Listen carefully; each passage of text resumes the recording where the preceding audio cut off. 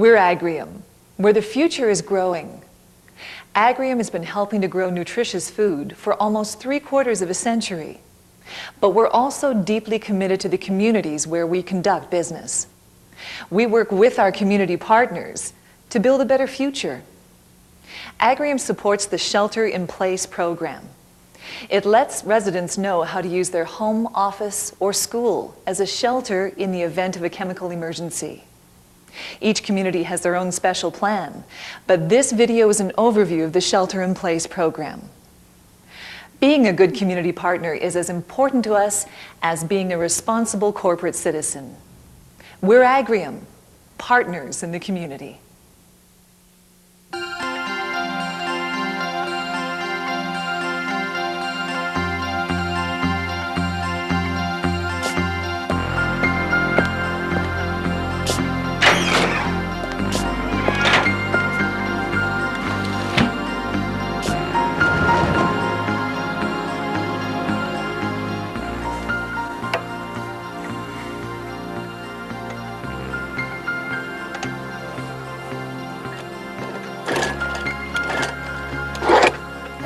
Every spring, the same thing. Honey, why don't you just take it into town and have it worked on? No, I'll get it. So are you going to play practice tonight? Yeah. Oh, what time is it again? 6 o'clock. Yeah, right. Okay, I gotta get to class. Yeah, see you later, Scott. Hi, Carrie. Hey, Scott. No. Okay, good morning, students. Let's settle down. Quiet, please. We have a lot of work to do today. I've got a new book.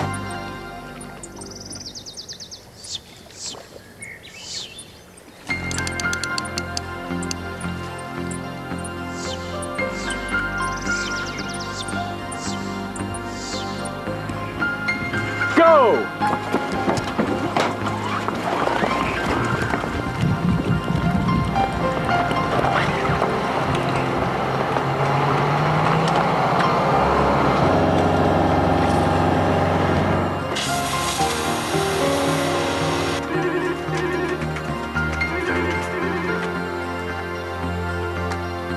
Office of Emergency Management, this is Bob.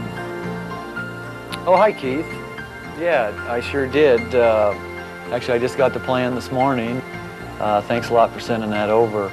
I'm sure that next week when our subcommittee meets for the LAPC that we'll want to be taking a look at that. Okay, yeah, I'll let you go. Again, thanks a lot. Talk to you later. Bye-bye.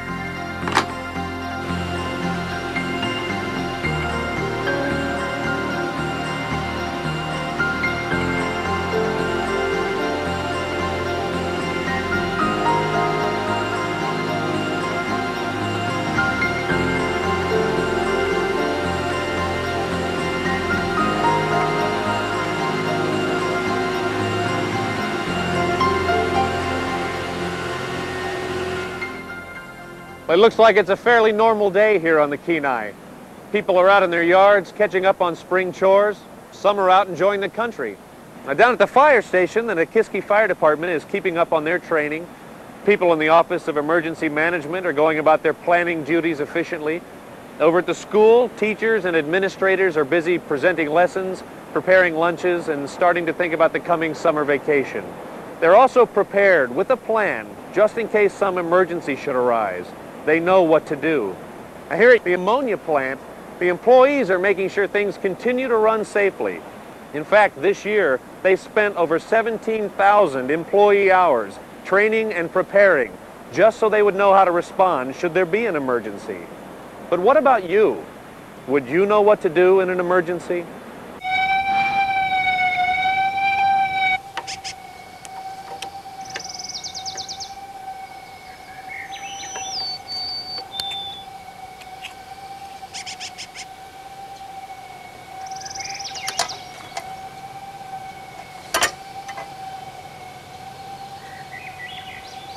Mike?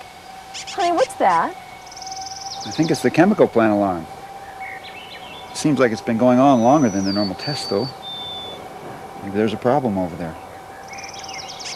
Maybe they've spilled some ammonia or something. An ammonia spill? That could be serious. Could if it's big enough. Honey, I better go to the school and get Scott. Darlene, wait a minute. Let's go in and check the radio first and see if there really is a problem. Scott will be as safe at the school as anywhere. Come on, let's get inside. You're right.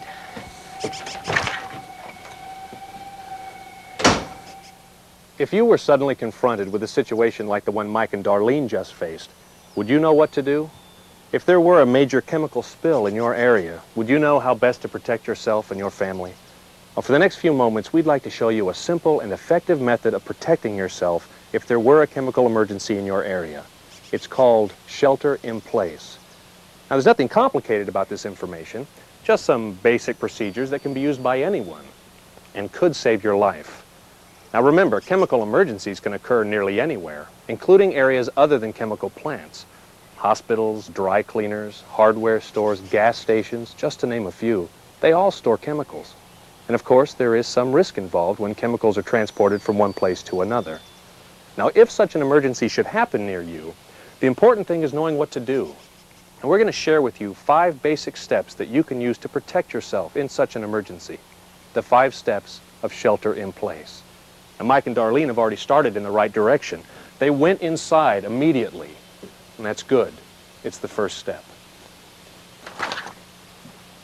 Now, the purpose of sheltering in place is to protect yourself from airborne chemicals. Mike and Darlene's house provides a good protective barrier. Now, moving inside was step 1. Step 2 is also simple. Close and lock all doors and windows. Now, in summary, residents in the affected area should remain indoors and follow shelter-in-place procedures. Be sure your windows and doors are tightly closed and keep tuned to this station for further instructions and information. Oh, we better get the windows. Again, we want to remind you to keep tuned to this station. The more quickly and the more tightly you secure all windows and doors, the less likely it is that any contaminated air will enter the house. Now again, move people and pets indoors immediately. Then, close and lock all windows and doors to provide as tight a seal as possible. Now, the first 2 steps are fairly easy, and so is the third step. Shut off any fan or device that moves air into, around, or out of your home. If your house is equipped with a forced air heating or air conditioning system, you should adjust the thermostat to shut the system off. A wood stove or fireplace can draw air into a home. If it's burning, shut it down as much as possible. Otherwise, close the damper and secure its doors and vents tightly. Any electric fans or vents that let air into or out of the house should be shut off or closed. Mike, where's that list? The one on sheltering? Remember, we got it a few months ago? I think it's in the phone book, the one in there by the phone. What about Chuck? We better call and warn him. Move inside immediately. Close all windows and doors. Turn off ventilation systems. Go into and seal a room. He's not answering. Oh, that's right. He said he was going fishing today. I'm going to call the school. No, that'll just tie up the phone lines. Oh, you're right. Scott will be okay there. The schools know what to do. We need to get into a smaller room. Now, Darlene's idea about calling their neighbor Chuck was okay, just so she didn't tie up the phone lines too long. During emergencies, phone lines tend to become clogged, often with unnecessary calls. It's a good idea to keep any calls you need to make short and to the point. This leaves room on the system for professional emergency responders. What about calling the school? Now, in this case, Darlene was right. Calling the school would probably only tie up important phone lines, maybe preventing the school from receiving some necessary emergency information. Now, remember how Mike and Darlene considered driving to the school? I better go to the school and get Scott. Darlene, wait a minute. Let's go in and check the radio and find out if there really is a problem. But Scott will be as safe at the school as anywhere. Come on, let's get inside. you're right. Unless you're instructed by emergency officials to evacuate, you should shelter in place where you are. Leaving your home or workplace and trying to flee or go after someone could expose you to a much more dangerous situation. Please initiate our shelter-in-place procedures. Repeating, please initiate our shelter-in-place procedures. Attention, please. We're going to do a shelter-in-place drill just like we practiced it. Window team, door team, vent teams, go to work. Stay calm, everyone.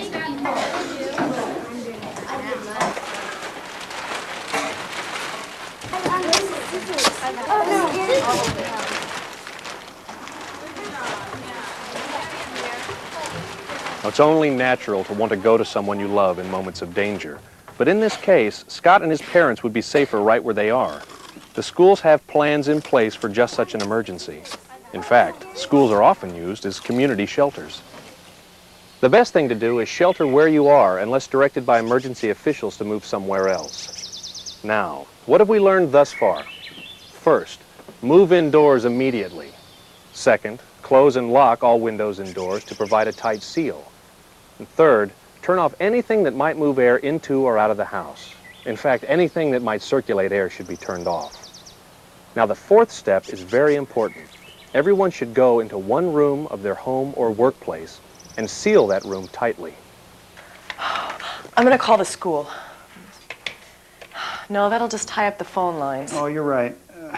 Scott will be okay there. The schools know what to do. Come on, we need to get into a smaller room. Didn't we decide the master bedroom? Yeah, that's where I put the box. Oh, the box. That's right. You put it in here? Yeah, I put it under the bed. Oh.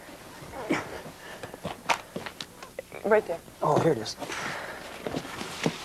Okay, let's see. Wow, you put all this together? Well, sure. That's what they suggested doing. Wow. You see, the plastic and the tape are for sealing up the windows and the doors, and the rest is good stuff to have around, just in case. All right. I'll tape the door. And I'll get some wet towels and help seal up the bottom of the door. Good idea.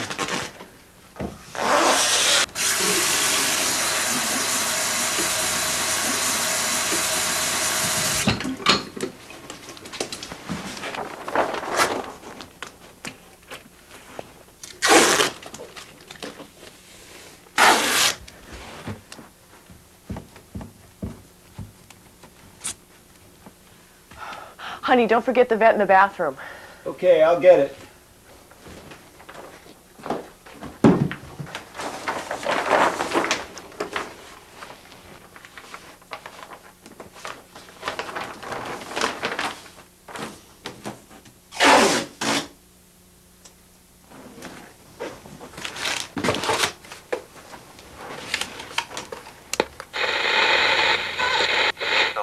Report from the Office of Emergency Management.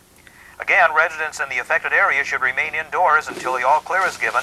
We want to remind you to keep tuned to this station for more information and announcements. We've canceled normal programming until the all clear is given and will continue to update you on the situation. We're now going to repeat for you the steps of shelter in place that you should be following. First, move indoors. Close all windows. Now, the fifth step of shelter in place is also very important. Turn on your radio and tune to your local emergency broadcast system. That was one of the first things Mike and Darlene did. It let them know what was going on and what they should be doing. The radio will give you important information and instruction concerning the emergency and tell you what action you should be taking. You'll find information on which stations to tune to in the packet that came with this video. If an evacuation is called for, it's important that you understand where to go and what routes to take. Knowing what to do and when to do it is your best protection during any emergency. So, there you have the 5 basic steps of shelter in place. Now let's go over some of the things Mike and Darlene did as they sheltered in place in their home. Now, notice how Darlene took the time beforehand to prepare the kit with all the items that were needed. Shelter-in-place emergencies don't last long, a few hours at most. You just need some basic items. It's important to pick a room in your house or business ahead of time. In Mike and Darlene's case, their master bedroom provided an ideal location, and the bathroom, just off the bedroom, provided them with a source of water. Another thing, in extreme cases, breathing through a wet cloth or even standing within the spray of a shower can provide added protection. Now, storing some clear plastic containers filled with water is always a good idea. And remember to replace the water now and then. Now, notice how Darlene had pre-cut the plastic sheeting so that it fit the windows and the bathroom vent. She even labeled them. Good idea. Oh, and one more thing. Mike and Darlene already had a very nice clock radio in their bedroom. But remember, Darlene had placed a portable battery-operated radio inside the shelter-in-place kit. It's another good idea. The clock radio's fine, unless the electricity fails. It's nothing expensive or fancy, just a dependable source of information equipped with fresh batteries. You need to stay inside your closed room until the all clear is given. Then, when the emergency's over, open all doors and windows and go outside until your house or workplace is well ventilated. Some chemicals may get into your closed structure through small cracks and openings. That's why it's important to go outside and air out your house or workplace after the emergency's over. Oh, yeah. And what about Chuck, their neighbor, the guy that went fishing? Make no mistake, it's best to shelter in place in your home or office. However, if you're caught outside or away from an ideal location, your vehicle can provide an emergency shelter. Get into the vehicle immediately and roll up all windows tightly. Shut the motor off to avoid drawing outside air into the vehicle. Turn off heating or cooling systems and close all vents. If you're caught in the open or in an area that doesn't seal well, breathing through a damp cloth can be helpful. And be sure to turn on your radio and listen for instruction. Stay with your vehicle until the all clear is given or until you're instructed to move to an evacuation center.